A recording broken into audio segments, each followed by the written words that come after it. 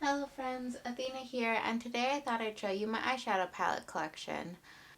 I really enjoy doing 3 looks 1 palette videos, and I thought if you could see all the palettes in my collection, you could comment down below what you want to see next. I think I'm going to do a series showing you my entire collection piece by piece. It's important to remember that I know most people don't have this much makeup, but makeup is my passion and my hobby, and for a little while it was even my career. So I have a lot of stuff. Let's get started with my bigger palettes and then we'll move on to all my littles. So this is the Urban Decay Electric palette, and this is the oldest palette in my collection. And this is actually the palette that started it all for me and got me into makeup in the first place and into using color. So this palette means a lot to me.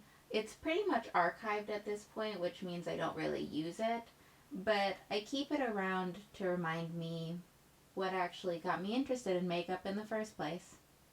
This is one of the first palettes that back in the day was really labeled a pressed pigment palette, even though it was still marketed as an eyeshadow palette. And a pressed pigment palette means that it includes pigments or dyes that are not FDA approved for the eye area, although these same pigments and dyes are usually approved. This is another one of the oldest palettes in my collection. This was a collaboration between Ciate London and Chloe Morello. As you can see, this palette is really well loved. It's one of my first neutral palettes. It has this really nice top row of matte shades, and even though it's a neutral palette, it still has quite a few pops of purple in it, which brought me a lot of joy and which really attracted me to it. This next one is also an Urban Decay palette, and this was a collaboration with the Disney Alice Through the Looking Glass movie.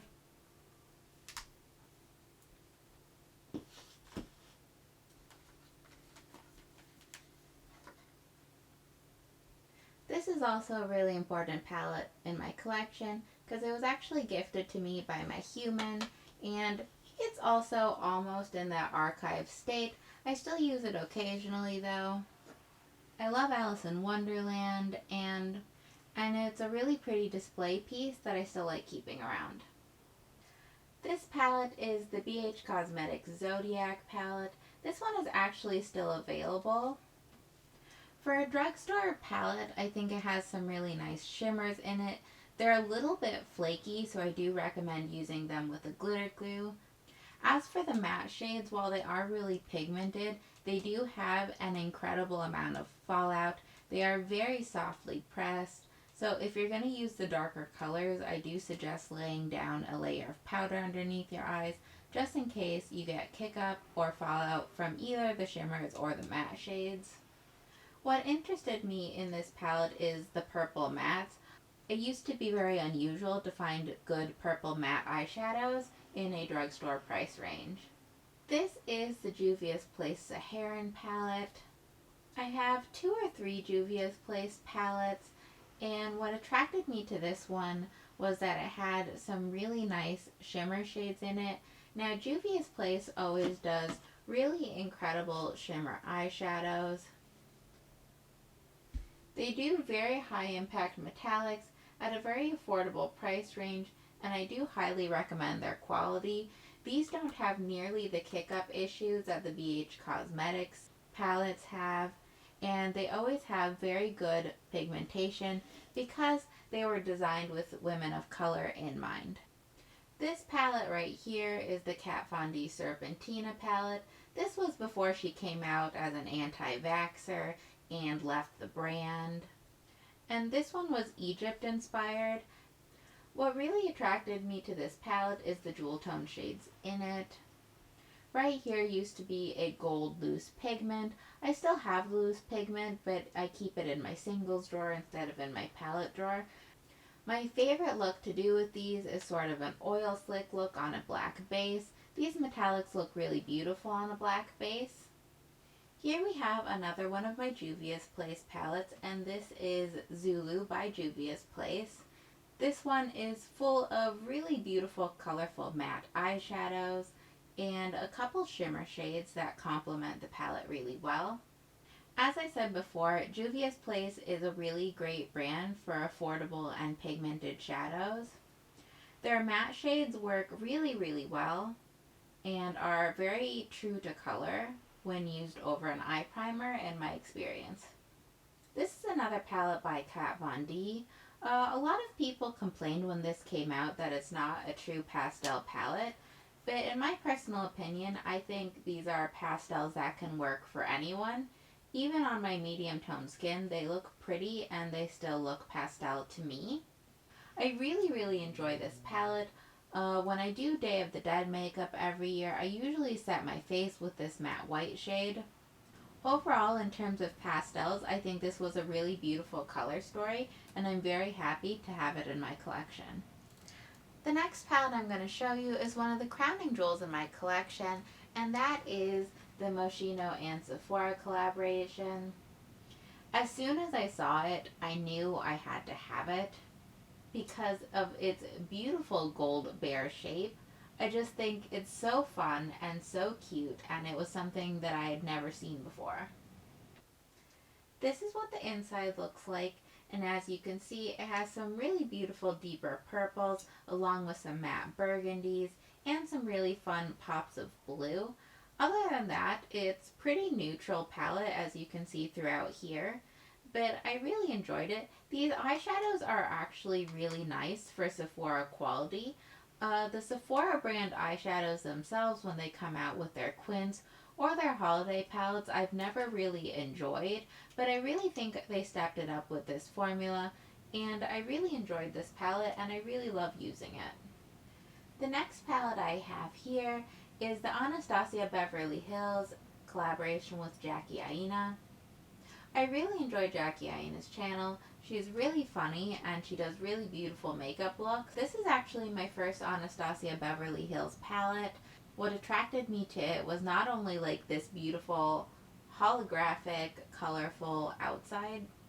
The color story itself is pretty saturated and pigmented when considering other Anastasia palettes.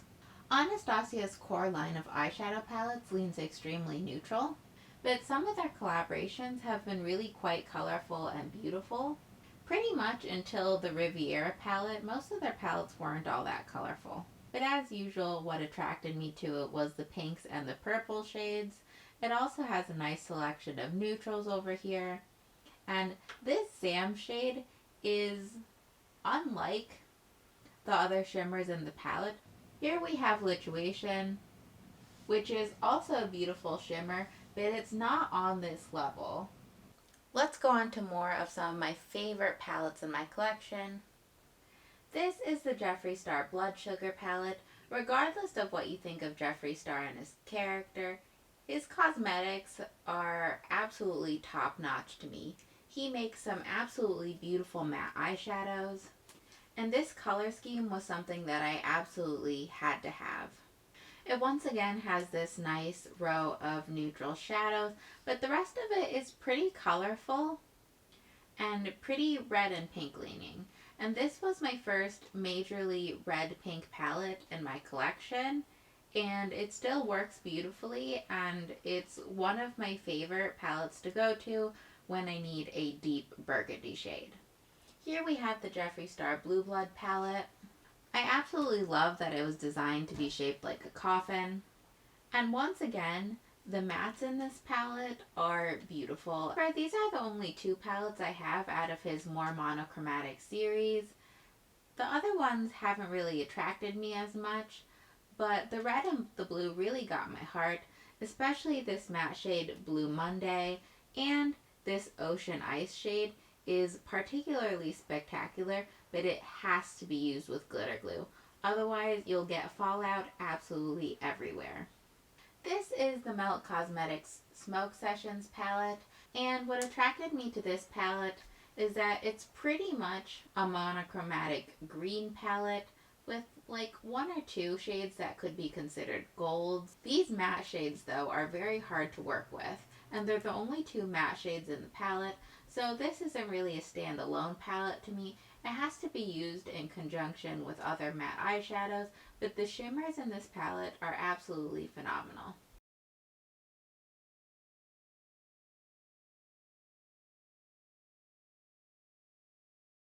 The next two palettes I have to show you are kind of a set, and these two are also crowning jewels in my collection. These are the Melt Cosmetics Vida and Muerte palette, and this whole collection was so aesthetically beautiful to me that I actually felt the need to buy the whole vault for this collection. So I have everything that was a part of it. All of the matte shades in these palettes work really, really well. So that was the Vida palette, and this is the Muerte palette. Of course, Vida means life and Muerte means death. So while one is full of bright and happy colors, the other one is full of blues and deep reds. And these are two of my favorite palettes in my collection. The next palette I have here is the Moonspell palette by Lunar Beauty, and this just had really beautiful packaging all around. It actually came in like a book sleeve and everything because it was designed to look like a spell book.